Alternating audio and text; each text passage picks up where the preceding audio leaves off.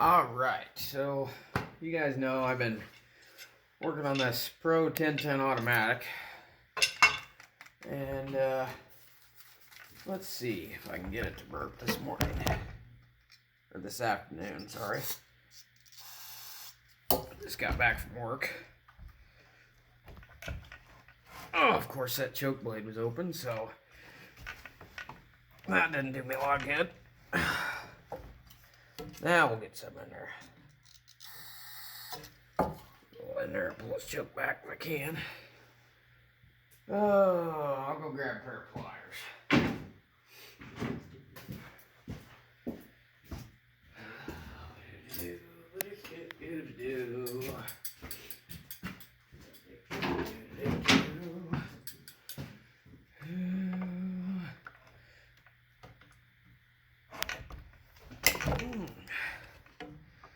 Sucker pull back. Okay. There we go. It popped.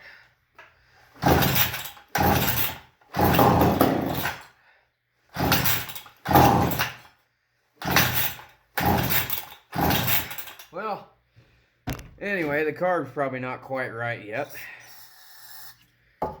You know how that is.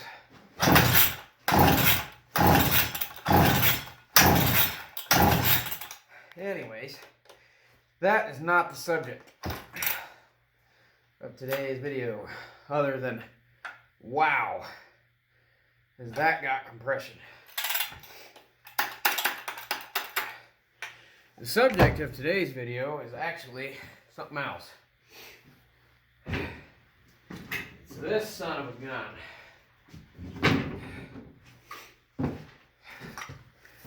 ProMac 55. A buddy of mine had this.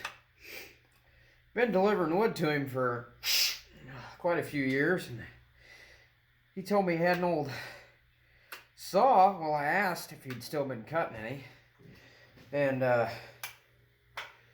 said he had an old Mac in the shed. I couldn't pass it up. I just took a little off the wood bill and ended up coming home with a saw.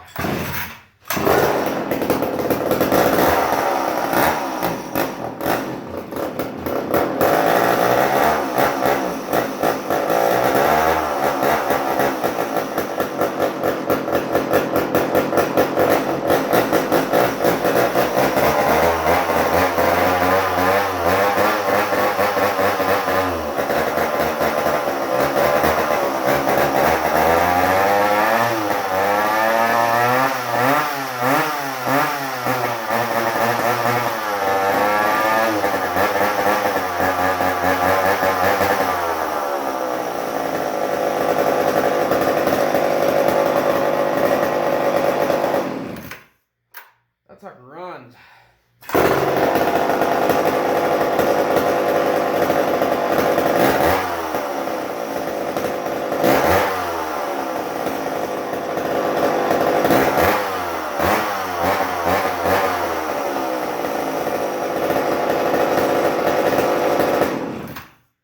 Idle's not quite right, but hey,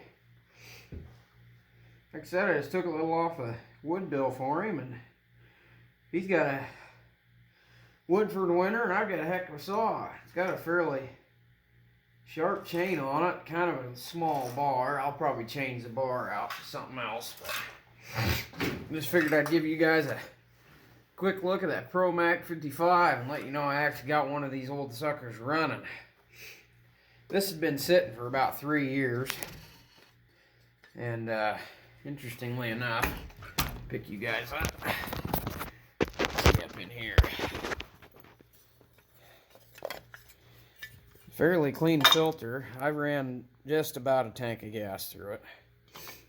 Carb is minty. Got a clear fuel line with some, I don't know if you can see it, but there's some seal all down in there sealing the fuel line up. And fuel line's pretty good. Like I said, it needs a tune, but it's a little colder out than yesterday when I was cutting, so just figured I'd give you guys a quick look at that ProMac 55. And under her ugly exterior, I think the saw will clean up pretty nice if I do decide I want a wall hammer. Muffler's a little screwed up, and this piece is loose. That's why the stinker's so goddamn loud. I'm pretty sure it's the same muffler as a 1010. Correct me if I'm wrong, but I think it's the same muffler. And I just happen to have a turd 1010 over here with an okay muffler on the bottom. I mean, it's not special, but it's better than that other one. And this turd probably isn't going to run again. I mean, it's got a good clutch that's going to go on this 1010 automatic here, or the ProMac 1010, or Pro 1010 automatic. Well, this one's just a ProMac. Unfortunately, it's locked up pretty freaking hard. Put that back where it was, but I got one of these old girls going. Now I just got to get that one going. I think it's going to need a carb job. 'Cause I got it to burp and run for just a minute. It doesn't currently have a fuel filter on it because it fell apart in my hands. Fuel line's pretty good. And the tank was dry, but it had crud in it. And I don't think it's sucking fuel yet. I don't know if the diaphragm's bad or if it's just because it doesn't have a fuel filter. So, I'm going to need an air filter also. This is the one that come off this saw. If you guys know if it needs a fuel filter to draw fuel, let me know. If it does, I'll get one. I gotta go to the saw shop tomorrow anyway and get a carb kit for that, because I'm probably gonna put a kit in it anyway. Get it to run pretty good. My recoil's still kind of poochy, but it works, kind of. But I'm hoping maybe if I can get some fuel in that carb, maybe it'll prime itself, but I don't know. That's what I did on this. The guy said it hadn't ran in 3 years. Sorry about popping you guys all over the place, but he said it hadn't ran in 3 years, and it was kind of hard to start, is what he said. That's why he parked it. So I ended up doing is just taking a little squirt can and squirting a little fuel in there and pulling the choke out. This saw's choke actually moves a lot better. And push my decompressor in, because this is a ProMac series, so it actually has a decompressor, which is why I think it's actually a ProMac 55 instead of a 1010 with the wrong cover. And gave her a rip on the cord, and since it's got fuel, or clear fuel line, I saw some air bubbles in here and fuel coming through. So I primed it about 3 or 4 freaking times, and a half hour later I had it kind of running, and it ran like dog crap. And I just let it sit there and idle, because it wanted to idle. It didn't want to rev up very nice. It wanted to run like dog crap. So I gave it just a little turn in on the high jet. Just a squeak. I mean, not even a 16th of a turn.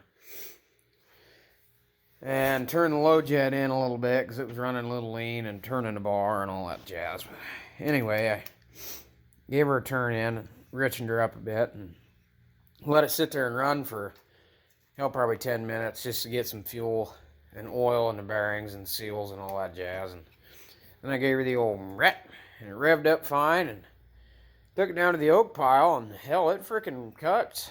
I'll have to get a cutting video next time I'm down at my parents', because they're the ones that got all the wood down there right now. I don't have any wood here. I'd show you guys. I got a little, but it's all split firewood, so... Anyways, that's all for today, folks. Just figured I'd show the ProMac and show the progress on the 1010. Like I said, I got it to burp, but I got spark. I don't think I told you guys about that. When I first got this saw 2 weeks ago, didn't have spark. So I took that cover off, and the coil's right there, and the flywheel spins this way, obviously. And took the coil completely off, and it had rust on the flywheel side of the coil, where the flywheel spins and the magnets connect and make the spark, all that jazz.